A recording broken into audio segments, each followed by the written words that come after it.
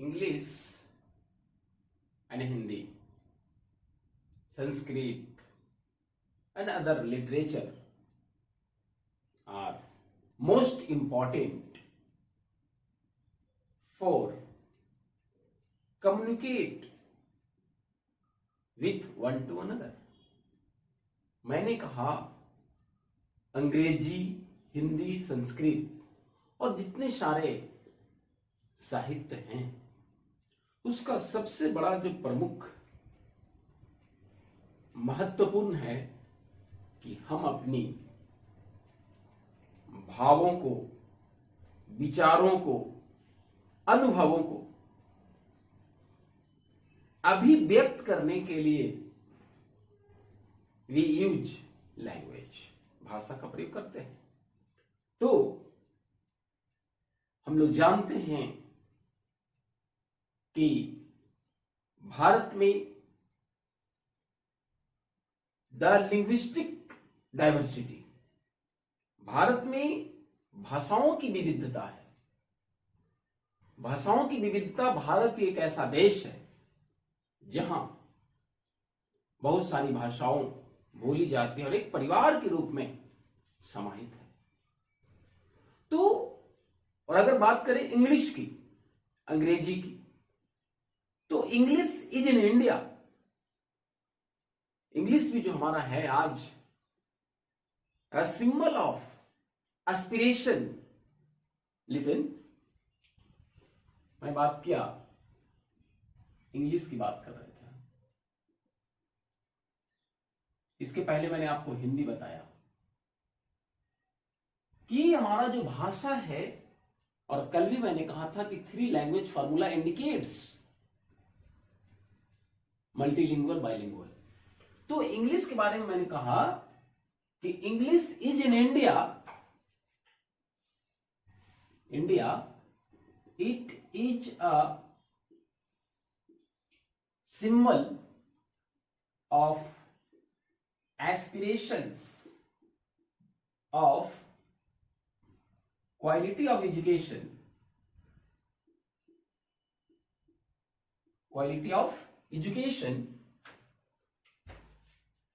and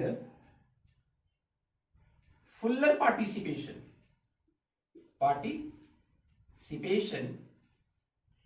in national and international. यहां पे मैंने बात कहा कि इंग्लिश जो हमारा है इंडिया में, क्या कहा, it is a symbol of aspiration of quality. शिक्षा की जो गुणवत्ता है उसका एक सिंबल है, हमारा प्रतीक है, जिसमें और जो सबसे बड़ी बात है, Fuller participation in national and international, कि हम लोग अपने देश में या अपने देश के ही कुछ राज्य में भाषा में हिंदी के माध्यम से हम अपनी भावों और विचारों का आदान प्रदान करते हैं। लेकिन अभी नई शिक्षा नीति 2020 में बात कहा गया कि अगर कोई बालक विदेशी भाषा सीखना चाहता है तो सीख सकता है। तो कहने का तात्पर्य मेरा यह है कि अगर आप इंग्लिश जानते हो या इंग्लिश जानना है आपको, किस लिए, वाई, जब आपको सिचुएशन वैसा आए, इन्वायरमेंट आए, कम्युनिकेट करना हो, जैसे कुछ राज्य यहां भी हैं जहां पे हमारी जो भाषा हिंदी है वो सामने जब आप कम्युनिकेट करेंगे तो समझ नहीं पाता है। तो इसीलिए कम्युनिकेशन मीन्स कहा कि exchange of ideas, emotions, feeling one two another. तो हम अपनी इमोशंस को, फीलिंग को एक दूसरे से शेयर कैसे कर पाएंगे जब हमारा वो लेवल इक्वल नहीं होगा। तो इसीलिए जब दूसरे राज्य में या दूसरे देश में जाएंगे तो हमारा इंग्लिश इज टू इम्पोर्टेंट, बहुत ज्यादा इंपॉर्टेंट है, क्योंकि वो राष्ट्रीय स्तर पे और अंतरराष्ट्रीय स्तर पे तो बहुत ही ज्यादा। चलिए, तो अब मैंने कहा कि in other words English is in India is a global language. ये मैंने बात कहा हिंदी के बारे में और अंग्रेजी के बारे में। ये भाषा मुख्य रूप से कंक्लूजन ये हुआ कि भाषा के माध्यम से हम अपनी विचारों को, भावों को, अनुभवों को, इच्छाओं को, संवेगों को एक दूसरे से आदान प्रदान करते हैं।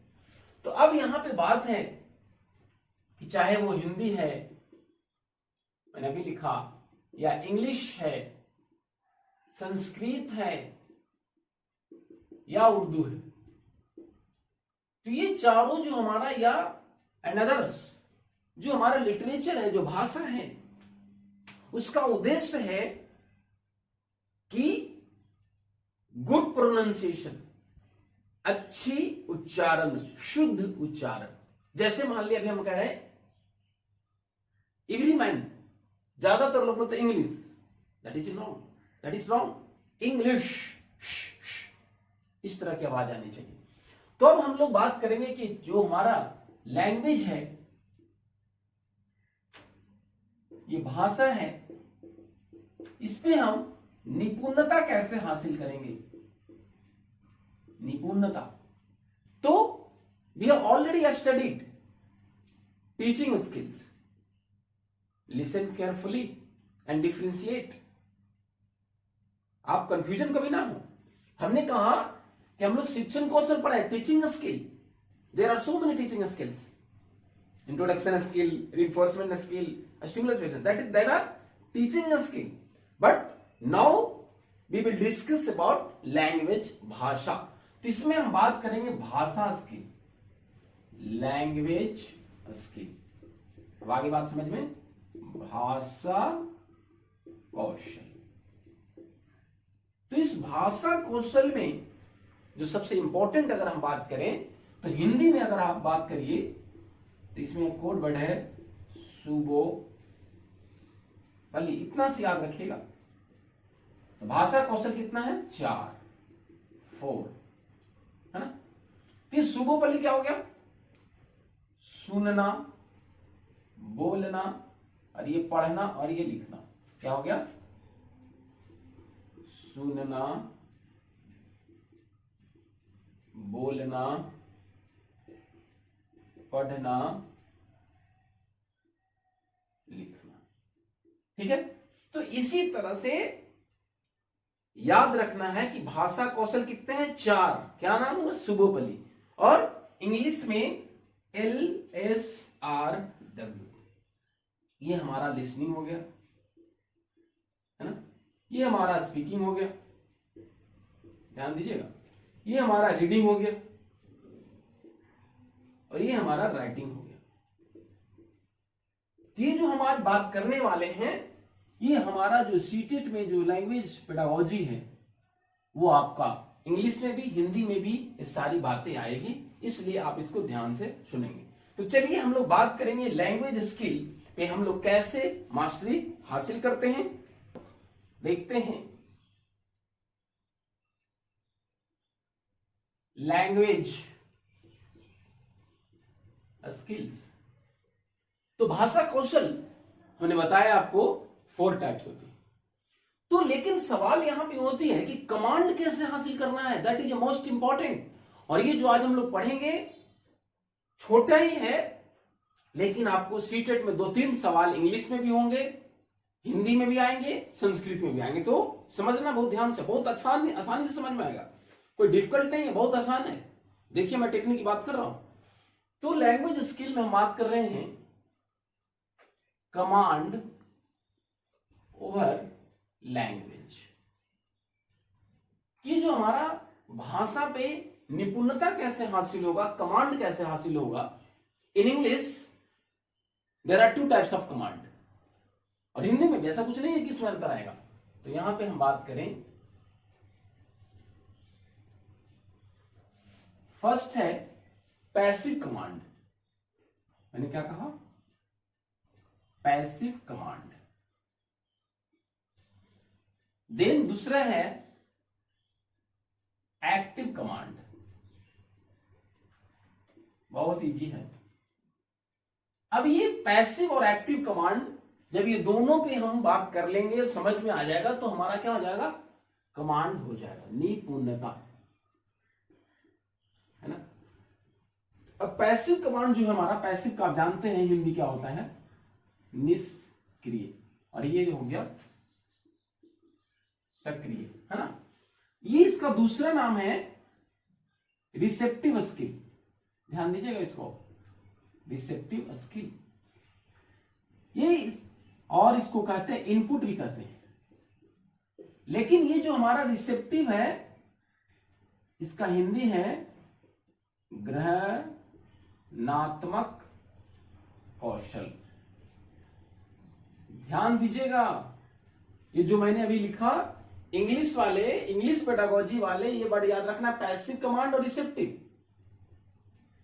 और हिंदी में आपको ये याद रखना है कि हमने कहा कि जो हमारा कमांड हासिल करते हैं, तो पहला क्या है हमारा ग्रहणात्मक कौशल, जिसको ग्रहण करना इंपॉर्टेंट है।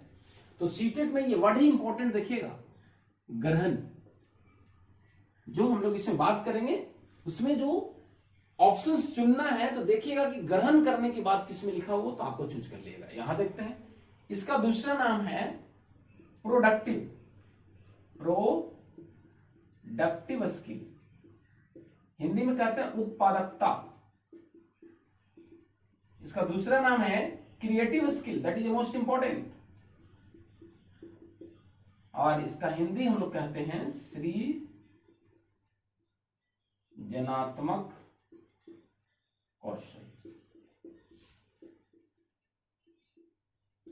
सृजनात्मकता के बारे में क्लियर है। अब देखिए कि सबसे पहले हमको इस कमांड पे ध्यान देना है, और हमने आपको बताया है कि लैंग्वेज स्किल कितना है, 4।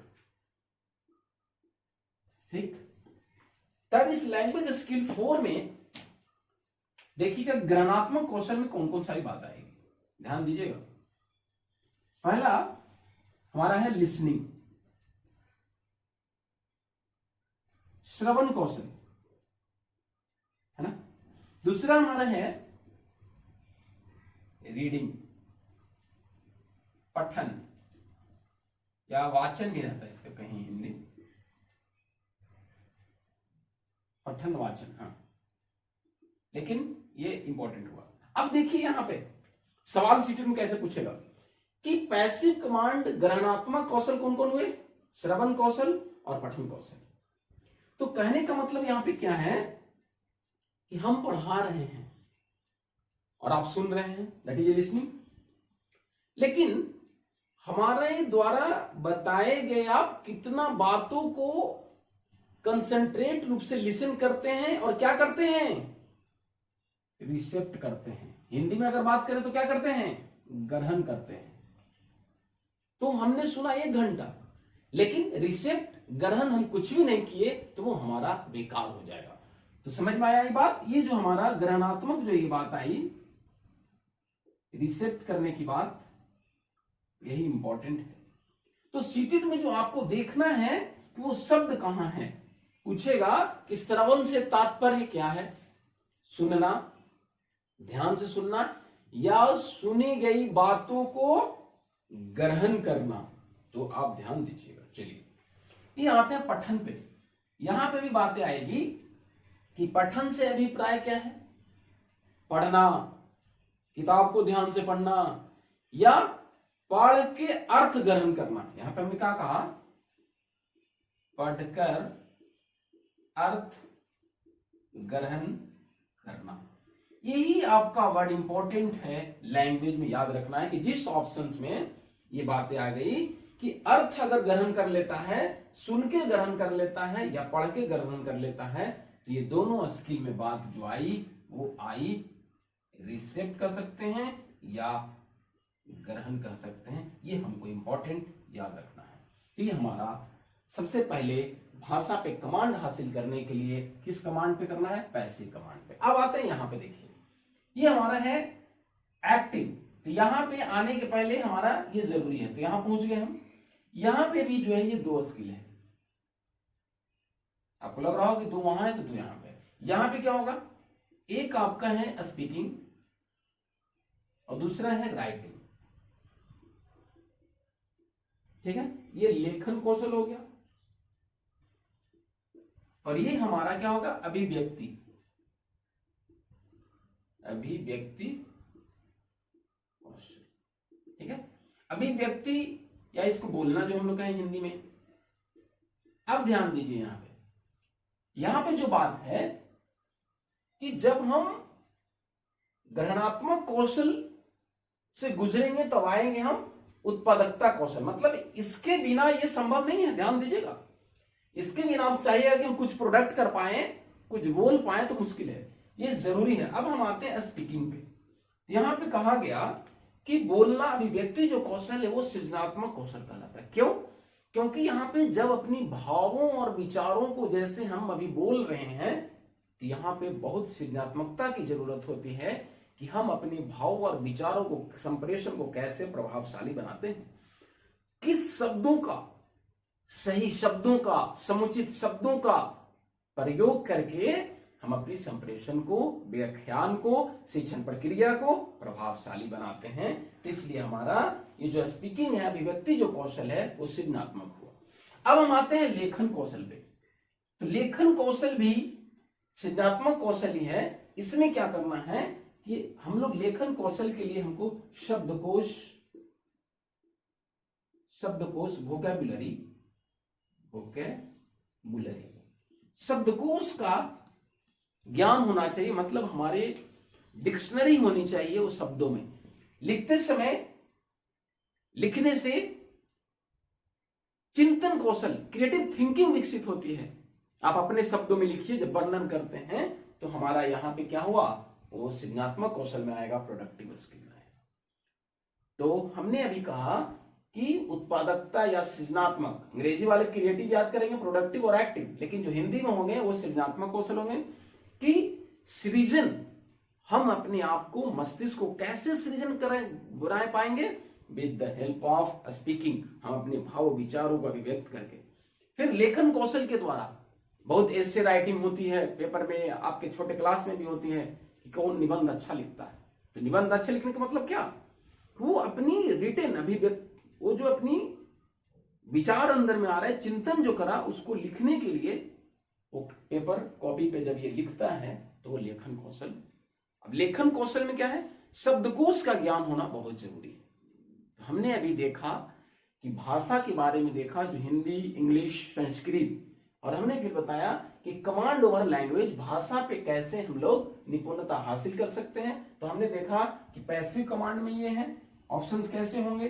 अब यहाँ पे बहुत सारे सवाल आएंगे कि अब आ गया सवाल, लेखन कौशल सृजनात्मक है या ग्रहणात्मक है। क्लियर है, सृजनात्मक हो जाएगा। ये बहुत सवाल इससे सीटेट में आपके सवाल आएंगे, तो इसलिए आप इसको बहुत ध्यान से देखिएगा। बहुत शॉर्टकट है, लेकिन आपके 1-2 सवाल सीटेट में जो है से कम 2 क्वेश्चन आ जाएंगे।